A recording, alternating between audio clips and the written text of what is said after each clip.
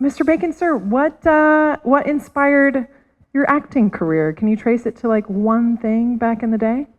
Well, I think honestly, I wanted to become an actor before I knew what an actor really was. I was the youngest of six, and by quite a few years, there was an 8-year gap between me and my eldest, my next sibling in line.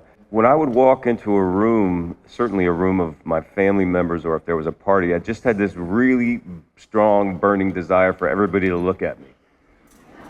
It was 100%, and I had no idea what an actor was, but I knew that, I just wanted the attention. And so that was really the genesis of it. And then through the years, I realized that there's an actual skill set there that has to be developed and worked on and trained at. And so I did all those things, researched, but it was really at first about just having as many eyeballs on me as possible. Right.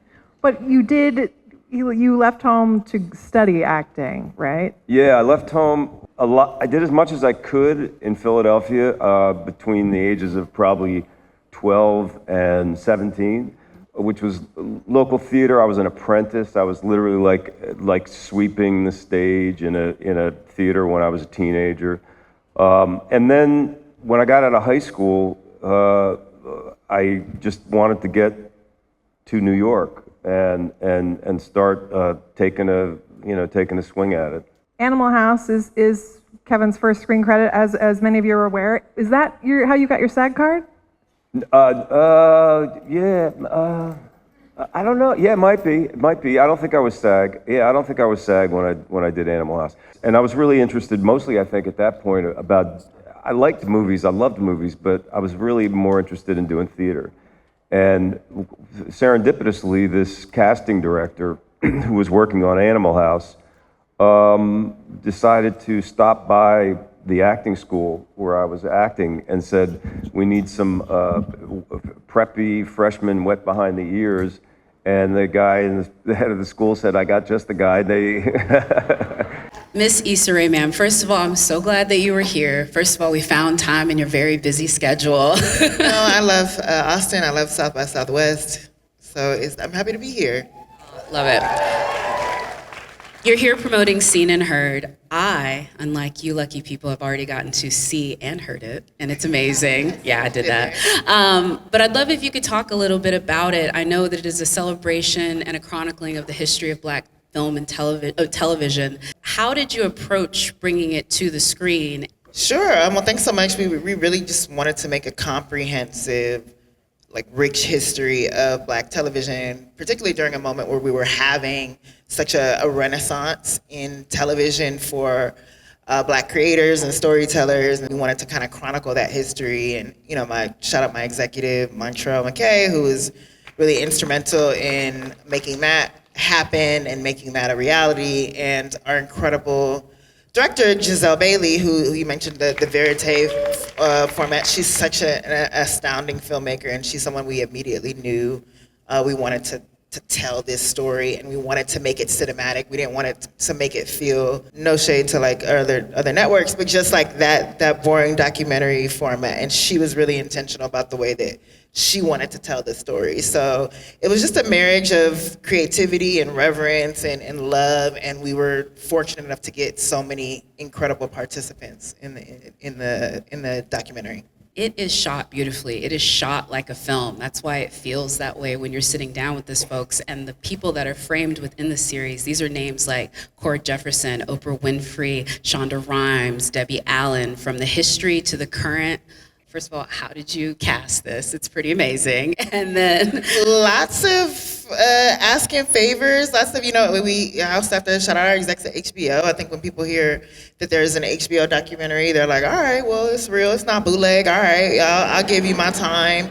And so we were really fortunate that also people wanted to tell their stories, and they have these incredible stories, and they may not have been asked questions about their journey and their vision in this particular way. So to be able to get an Oprah, to be able to give Mara Brock-Akil her flowers, to be able to have Tyler Perry talk about his journey in creating a studio that so many of us aspire to. It was just, it's been a blessing, and even watching it myself and hearing some of these stories for the first time, it just inspires me. Like the end of that documentary also just inspires me to kind of like do more and get my shit together. You're doing enough. I'm so sorry, but ma'am is booked and busy. The way that a lot of studios used Black audiences to build up their networks and then abandon them as soon as it was convenient is something that anybody in the know understands, but I feel your documentary really details the hurt that it was inflicted upon the people that were involved in that moment. I'd love for you to preview a little bit about that and why it was so important, because that really does anchor the first episode. I mean, it's one thing to say it, and one thing to like inherit. Like sometimes it sounds like a conspiracy. You know, you might have heard someone say that. You may have heard that in the history of television and the history of particular networks.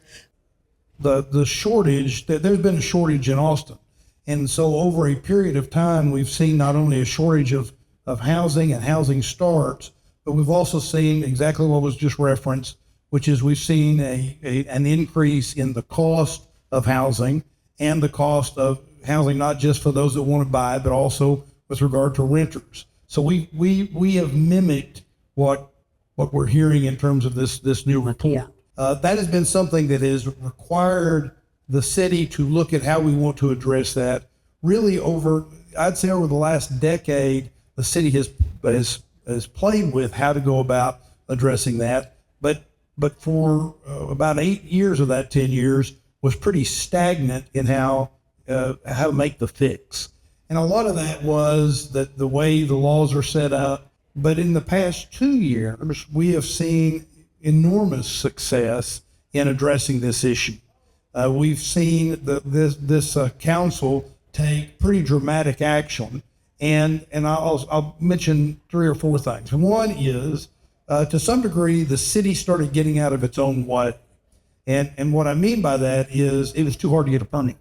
It was too hard to build the housing. That the city can have a direct impact on that because they know how hard it is. We have seen a dramatic change in that, where, for example, with site plans, 2 years ago, you could have expected that the initial review would take about 100 days, and now it's taking about 33. So you can see how we've made changes there. The second is we passed what we call Home One, and that was the first part of this was that we made it 3 by right on single family, so that you can put more units on a single family lot. And again, that's something we can talk more in detail about, but you can see that creates the opportunity for more supply almost immediately. Home 2 was a big change in the size of your minimum lot size. Austin, Texas had passed in 1947 a minimum lot size of 5,750 square feet. Now it's 1,800 square feet. So it only took almost 100 years, but we got there. But the truth of the matter is, once we said we were going to do that, we actually moved it very fast. And what's interesting about Austin's history is the original minimum lot size was passed in 1930 and was only 3,000 square feet.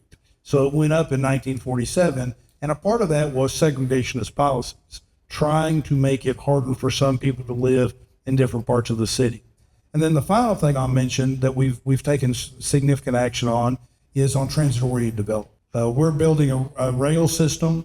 We want to make sure that as we talk about affordability, it's not just supply, it's also paying attention to things like transportation. And in my view, you can't have real affordability without having good transportation options. So as part of the corridor of that rail line, we have passed zoning changes related to transit-oriented development that will bring about those kinds of changes. While we understand and have suffered from some of the same issues with regard to a lack of supply and making it harder for people to build, we have taken significant action in the past 2 years in order to fix that.